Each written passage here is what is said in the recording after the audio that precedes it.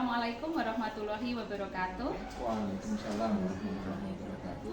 Bertemu kembali dengan saya, Tri Wahyu Ningsih, calon guru penggerak Angkatan 9 dari SMP Negeri 2 Berges, Kabupaten Semarang, Provinsi Jawa Tengah. Pada kegiatan kali ini, saya tidak sendiri, saya akan ditemani oleh Bapak Suryanto, SPD MSI, selaku Kepala Sekolah SMP Negeri 2 Berges. Untuk kegiatan kali ini, kita akan melakukan wawancara terkait tugas demonstrasi kontekstual modul 3.1, yaitu pengambilan keputusan berbasis nilai-nilai kebajikan sebagai pemimpin. Oke, untuk selanjutnya saya perkenalkan dulu Bapak kami di SMP Negeri 2 Berges ini, Bapak Suryanto. Assalamualaikum Bapak. Waalaikumsalam warahmatullahi wabarakatuh. Apa kabar Bapak hari ini? Alhamdulillah baik, sehat Bu Yuni. Alhamdulillah. Aktivitas bersama teman-teman semua. Alhamdulillah. Sebelumnya saya ucapkan terima kasih Bapak atas kesediaan Bapak untuk meluangkan waktu, memberikan bantuan kepada saya sebagai narasumber untuk memenuhi tugas saya di pendidikan guru penggerak ini Bapak. Untuk kegiatan wawancara ini saya akan mengajukan beberapa pertanyaan terkait pengambilan keputusan berbasis nilai-nilai kebajikan sebagai pemimpin Bapak. Terima kasih. Saya awali nih Bapak. Untuk yang pertama, selama ini bagaimana Bapak dapat mengidentifikasi kasus-kasus yang merupakan dilema etika atau bujukan moral Bapak? Terima kasih Bu Yuni, saya mencoba untuk menjawab. Tapi terlebih dahulu saya sampaikan bahwa dilema etika dan bujukan moral ini adalah sesuatu yang sedikit ada perbedaan. Kalau dilema etika itu ketika kita mau mengambil sebuah keputusan, kadangkala kita itu dihadapkan pada dua hal yang sama-sama memiliki nilai kebenaran.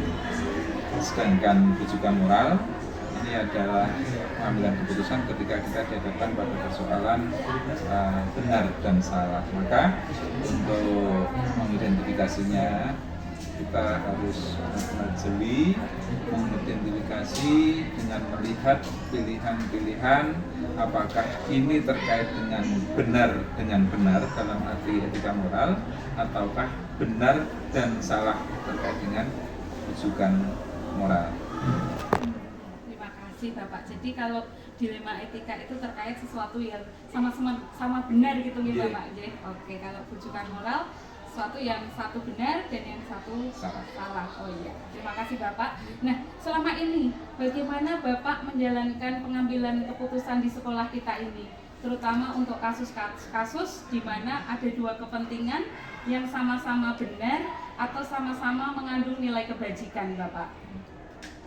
Karena ini terkait dengan etika dan moral, maka tentunya ketika kita mau mengambil keputusan, kita timbang-timbang mana yang memiliki nilai kebajikan yang lebih tinggi, yang itu nanti akan kita pilih untuk mengambil keputusan pada sebuah permasalahan. Jadi titik beratnya adalah nilai kebajikan yang paling banyak atau paling tinggi dari perbandingan baik itu di etika ataupun di moral.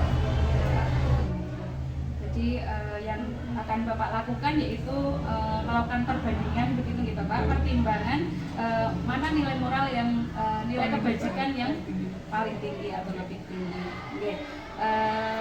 Langkah-langkah atau prosedur seperti apa yang biasanya Bapak lakukan selama ini? Untuk langkah-langkah dalam mengambil keputusan terkait dengan apa tadi? Dilema etika dan bujukan moral itu ada beberapa langkah. Yang pertama tentunya kita mengidentifikasi, mengenali nilai-nilai yang saling bertentangan kemungkinan dan menyaring mana yang berhubungan dengan etika, sopan santun maupun norma-norma sosial. Yang kedua, kita menentukan siapa saja yang terlibat di dalam etika maupun rujukan moral itu. Terus dari siapa yang terlibat di situ, kita mencoba untuk mengumpulkan fakta-fakta terkait dengan permasalahan yang ada. Selanjutnya adalah pengujian benar dan salah dengan menggunakan berbagai macam uji, baik itu uji regulasi terkait dengan tata aturan, tata kelola yang sudah ada, ataupun uji kelegalan dari kebijakan itu nanti. Kemudian uji standar profesional, karena kita terikat sebagai pendidik yang harus memiliki kompetensi profesional, harus mengedepankan profesionalisme kita di dalam menjalankan tugas. Kemudian yang berikutnya adalah menguji paradigma benar dan salah. Jadi ada benar dan salah, kemudian ada norma-norma tertentu yang menjadi tolok ukur di dalam pengambilan keputusan itu. Berikutnya adalah melakukan prinsip-prinsip resolusi, menggunakan 3 prinsip berpikir, yaitu yang pertama, kita berpikir itu berbasis pada peraturan, berpikir berbasis pada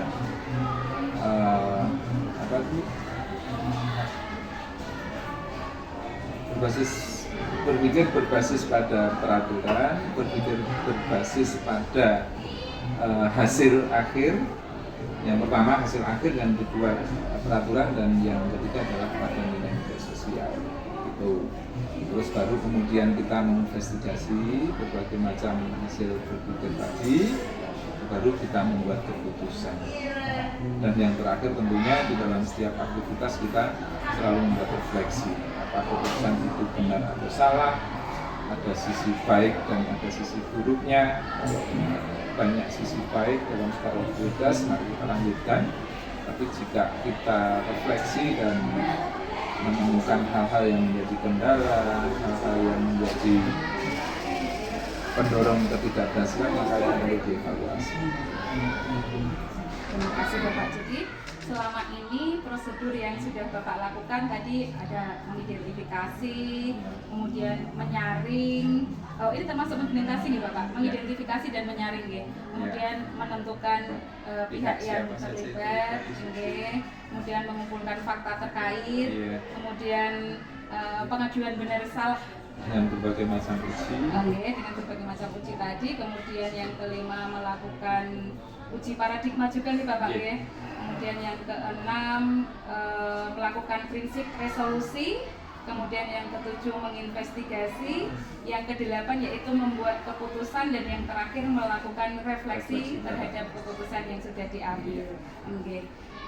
Untuk yang berikutnya Bapak, hal-hal apa saja yang selama ini Bapak anggap efektif dalam pengambilan keputusan pada kasus-kasus dilema etika?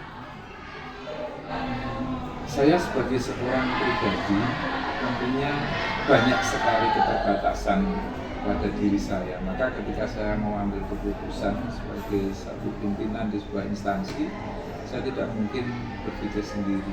Saya melibatkan teman-teman, melibatkan bapak ibu guru untuk bermusyawarah di dalam mengambil keputusan, sehingga pandangan kami jika hal-hal itu diputuskan secara bermusyawarah, maka akan banyak pikiran di situ.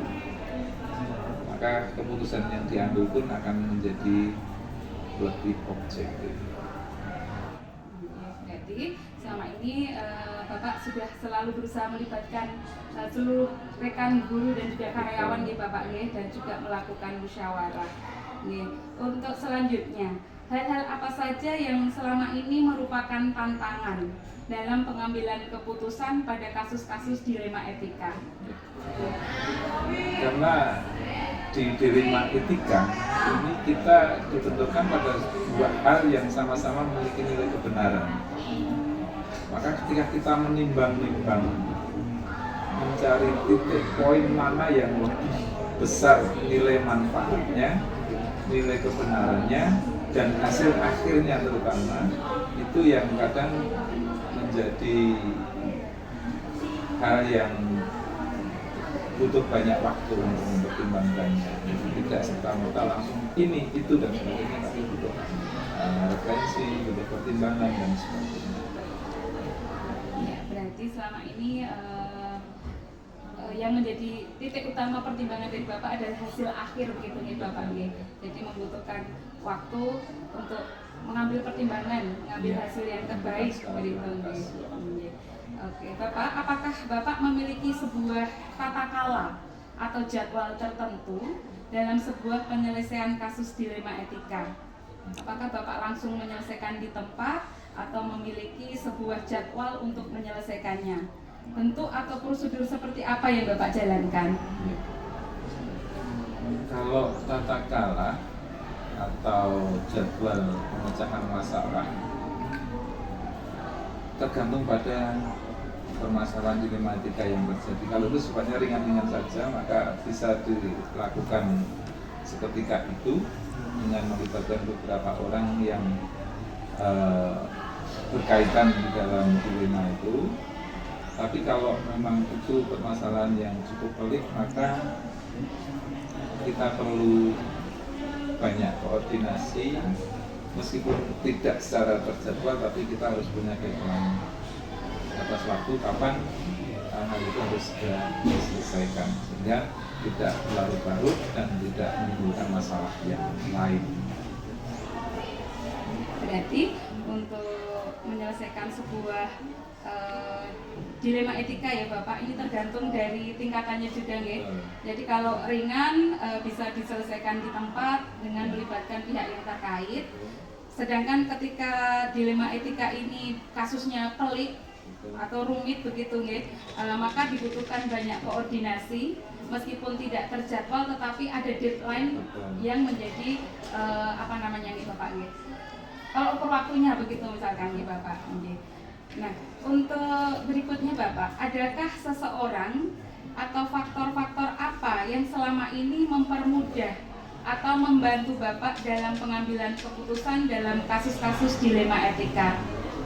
Selama saya berada di SMP Negeri 2 Bergas, di dalam pengambilan keputusan saya tentunya dibantu, banyak dibantu, terutama oleh wakil kepala sekolah, juga termasuk Bu Yuni selaku urusan kurikulum dan teman-teman semua.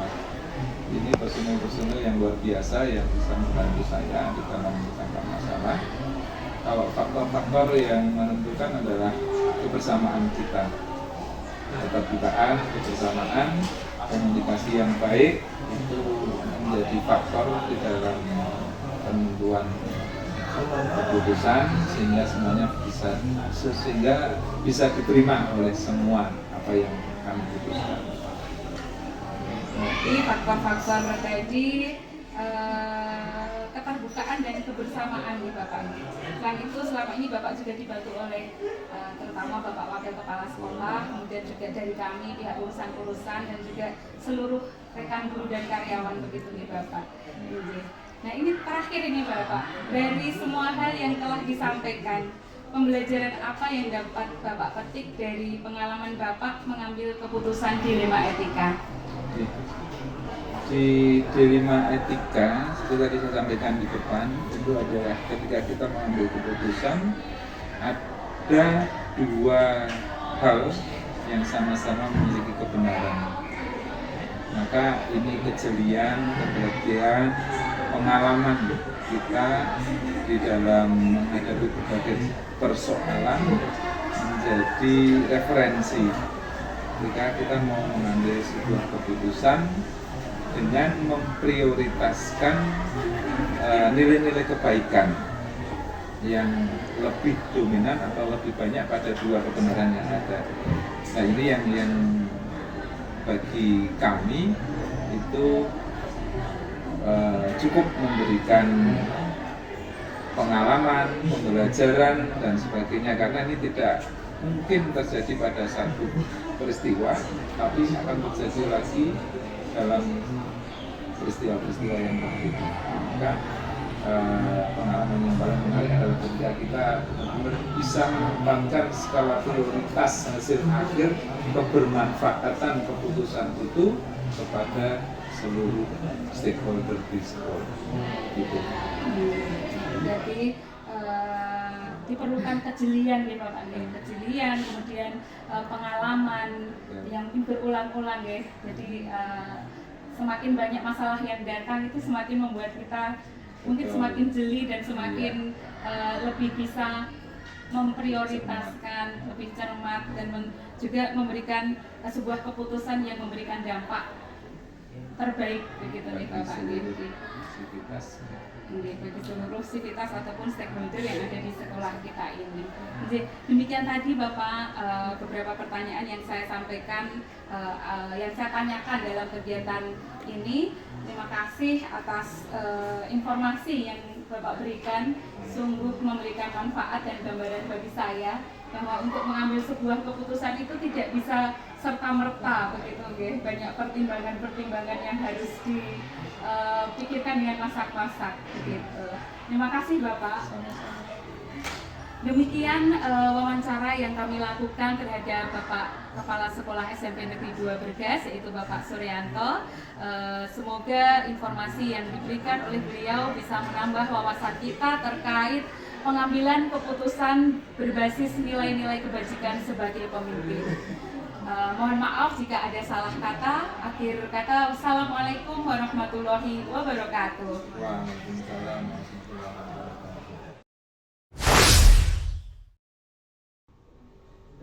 Halo, bertemu kembali dengan saya Triwahyuningsih, calon guru penggerak Angkatan 9 dari SMP Negeri 2 Bergas, Kabupaten Semarang, Provinsi Jawa Tengah. Dalam kesempatan kali ini, alhamdulillah saya diberikan waktu untuk bisa mewawancarai Ibu Kepala Sekolah dari SMP Negeri 1 Bergas, yaitu Ibu Sumiatun. Assalamualaikum Ibu. Apa kabar Ibu hari ini? Alhamdulillah. Ibu, terima kasih atas kesediaan dan waktu Ibu untuk bisa saya wawancara dalam memenuhi tugas saya Ibu. Ini tugas demonstrasi kontekstual modul 3.1, yaitu pengambilan keputusan berbasis nilai-nilai kebajikan sebagai pemimpin.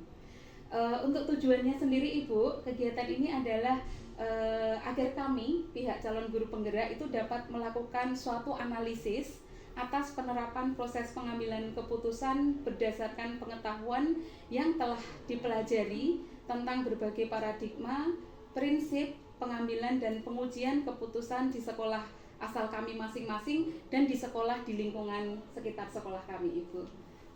Dalam kegiatan ini saya akan mengajukan beberapa pertanyaan ya Ibu terkait dengan proses pengambilan keputusan berbasis nilai-nilai kebajikan sebagai pemimpin. Untuk langsung saja ya Ibu ya.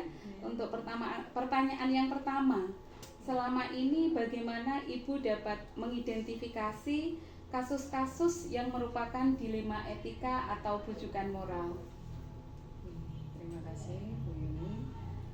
Saya akan berusaha untuk menjawab pertanyaan yang dari panjenengan semampu saya.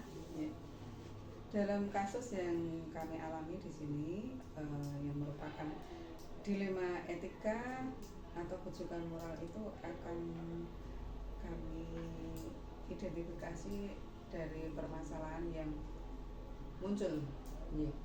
Apakah itu merupakan dilema etika atau bujukan moral dari permasalahan yang ada yang muncul itu kami akan kita kelompokkan atau kita kategorikan ini kasus yang dilema etika atau bujukan moral. Jadi dari per kasus ya Bu ya, dari per kasus yang kami alami di sekolah. Iya, jadi selama ini yang dilakukan pertama mengidentifikasi dengan mengelompokkan kasus-kasus yang dihadapi dulu begitu ya Ibu ya. Iya. Selama ini Ibu, bagaimana Ibu menjalankan pengambilan keputusan di sekolah ini? Terutama untuk kasus-kasus di mana di situ ada dua kepentingan yang sama-sama benar Ibu, atau sama-sama mengandung nilai kebajikan. Untuk kasus yang sama-sama benar itu biasanya saya akan mengumpulkan Bapak Ibu. Kalau itu merupakan kasus umum, contohnya ya Bu ya, misalnya kasus anak anak ini harus anak dengan kriteria anak X katakan ya.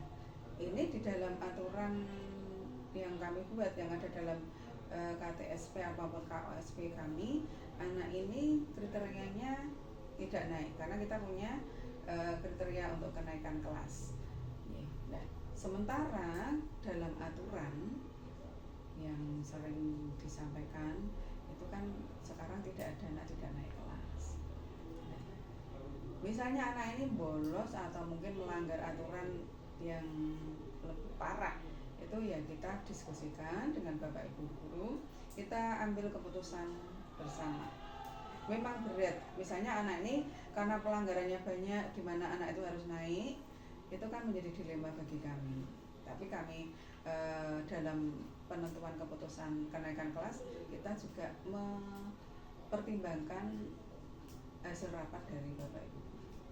Jadi kita hasil suara terbanyak seperti apa, ya gitu yang kita ambil meskipun itu sama-sama berat. Misalnya anak ini tetap harus naik karena sesuai aturan ya kita naikkan, tapi dengan catatan khusus. Jadi ada catatan, ada apa ya namanya ya, ya catatan khusus atau dengan syarat lah istilahnya. Iya, itu. Meskipun itu menjadi pertentangan bagi kami ya Bu ya, tapi tetap kita mengambil kebijakan yang tidak merugikan anak, tapi juga tidak memberatkan untuk Bapak Ibu dalam memilih anak. Ya. Jadi selama ini untuk mengambil keputusan ini tidak pernah Ibu putuskan sendiri begitu nih Ibu. Jadi sudah mengumpulkan guru-guru yang ada, kemudian juga berdiskusi, kemudian akhirnya mengambil keputusan yang sudah disepakati bersama begitu Ibu. Iya. Nah, untuk berikutnya Ibu, langkah-langkah mungkin mirip dengan yang tadi Ibu ini sudah sedikit terjawab ya. Jadi langkah-langkah atau prosedur seperti apa yang biasa Ibu lakukan selama ini? Mungkin dengan kasus yang berbeda juga Ibu terkait ya. Langkah-langkah dalam mengambil keputusan, kita tidak langsung menjustis anak. Misalnya ini kasus anak ya Bu ya, kita cari duduk permasalahannya dulu, kita gali permasalahan. Kalau itu terkait dengan anak ya kita komunikasikan dengan orang tua. Orang tua kita ajak diskusi permasalahan anak yang dihadapi seperti ini, dan itu tidak hanya sekali Bu, kadang kita harus memanggil orang tua berkali-kali. Kita juga libatkan BK, kemudian wali kelas, dan untuk selanjutnya dari menggali permasalahan anak itu apa ya, kita beri pilihan, artinya kita keputusan yang kita ambil orang tua sudah tahu, Bapak Ibu juga tahu.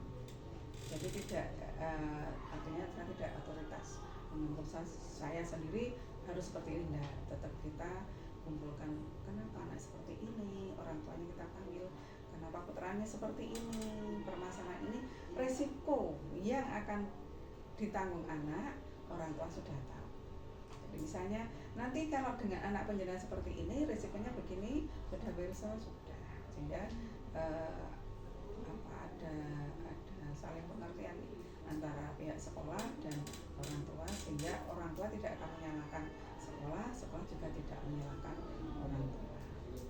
Pernah kami juga melibatkan pihak yang berwajib.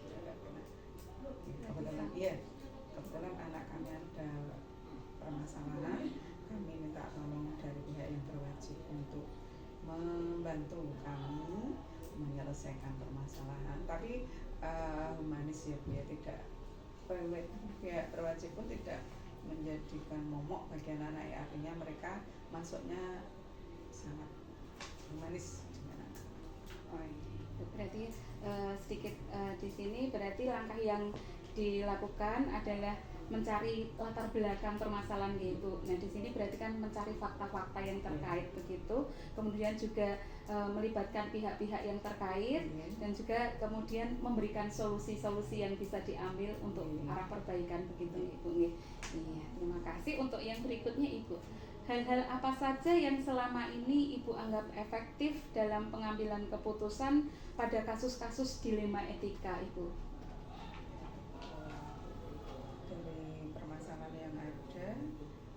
kemudian mungkin setelah ketemu solusi ya segera kita ambil keputusan yang lebih bijak, ya, keputusan yang bijak artinya baik untuk semuanya. Berarti ini mungkin sudah melalui tahapan yang tadinya Ibu dan melalui prosedur-prosedur untuk pengambilan keputusan tadi yang sekiranya sudah final menjadi titik temu dari hasil dari musyawarah proses bersama. ya, proses itu kan ada, semua kan ada prosesnya ya Bu. Setelah mengalami beberapa proses ya kita tidak mau bertele-tele, selama itu sudah ada titik temu ya kita segera mengambil keputusan yang bijak dan tidak merugikan keduanya. Kemudian ya kalau mungkin dalam mengambil keputusan jelas banyak tantangannya ya Bu ya. Tantangan mungkin dari Bapak Ibu guru itu juga kok seperti ini, kok begini, kok tidak begitu ya. Tapi itu kalau sudah seperti itu kita kembali lagi bahwa ini keputusan bersama. Keputusan bersama. Toh dalam banyak orang dalam keputusan banyak orang itu kan kadang menjadi ya tidak fokus pada satu, harusnya begini ya. Jadi kalau kita melibatkan terlalu banyak orang sehingga dalam tantangan yang kami hadapi itu jelas mesti ada, tapi kami lebih cenderung mana yang lebih efektif, mana lebih baik keputusannya baik untuk semuanya, itu nanti yang kami ambil sebagai keputusan. Berarti segera menindaklanjuti keputusan yang sudah diputuskan bersama, begitu Ibu. Untuk pertanyaan selanjutnya Ibu, hal-hal apa saja yang selama ini merupakan tantangan dalam pengambilan keputusan pada kasus-kasus dilema etika? Tantangannya yang jelas kadang dari Bapak Ibu guru sendiri yang berbeda pendapat. Artinya misalnya kita mengambil langkah seperti ini, kok begitu? Harusnya kan tidak begitu. Kalau anak seperti ini harusnya dibeginikan, gitu kan. Kadang itu yang dan itu mungkin tidak sesuai dengan aturan yang ada sekarang. Jadi kita kirim Bapak Ibu yang kita kembalikan aturan kita seperti ini. Monggo seandainya itu terjadi pada anak kita bagaimana? Jadi saya kembalikan ke mereka juga. Artinya Bapak Ibu yang terlibat menangani kasus ini kami ajak feedback, andai kata efeknya anak ini kita beginian bagaimana, kalau kita beginikan bagaimana efeknya dari anak itu sendiri. Kemudian efek yang selanjutnya yang lebih besar mungkin ke sekolah, ini efeknya bagaimana ya. Jadi Bapak Ibu kita ajak untuk berpikir bahwa setiap permasalahan itu mesti ada solusinya, dan setiap permasalahan itu kan mesti ada kenapa begini, itu selalu ada. Dan dalam mengambil keputusan pun pasti ada kok gitu, kok begini, kok keputusannya kok tidak sesuai dengan itu ya. Kita giring, kita ajak diskusi, kita giring, kita ajak, kadang kita lebih ke kekeluargaan atau lebih ke etika atau norma yang berlaku di masyarakat sana. Kadang kita tidak harus aturannya gini harus begini kan. Jadi kita sisi kemanusiaannya kita pakai juga. Iya. Kemudian Ibu, apakah Ibu memiliki sebuah tata kala atau jadwal tertentu dalam sebuah penyelesaian kasus dilema etika? Mungkinkah Ibu langsung menyelesaikan saat itu juga di tempat tersebut, atau memiliki sebuah jadwal untuk menyelesaikannya? Dan bentuk atau prosedur seperti apa yang Ibu jalankan? Kalau jadwal kami tidak punya, Bu. Artinya kan permasalahan itu tidak harus muncul, ada permasalahan, besok dirampung kayak gini kan. Ya, memang kita ada agenda ya. Misalnya ada kasus begini, nanti kita selesaikan bareng-bareng. Oh ya. Artinya saya tidak punya jadwal untuk menyelesaikan, dengan selesaikan begini artinya kapan kita harus dengan orang tua, kapan kita dengan bapak ibu guru, itu kadang tidak harus dijadwalkan, Bu. Jadi ada kasus ya kalau bisa segera diselesaikan, jadi tidak harus menunda waktu sampai kapan gitu.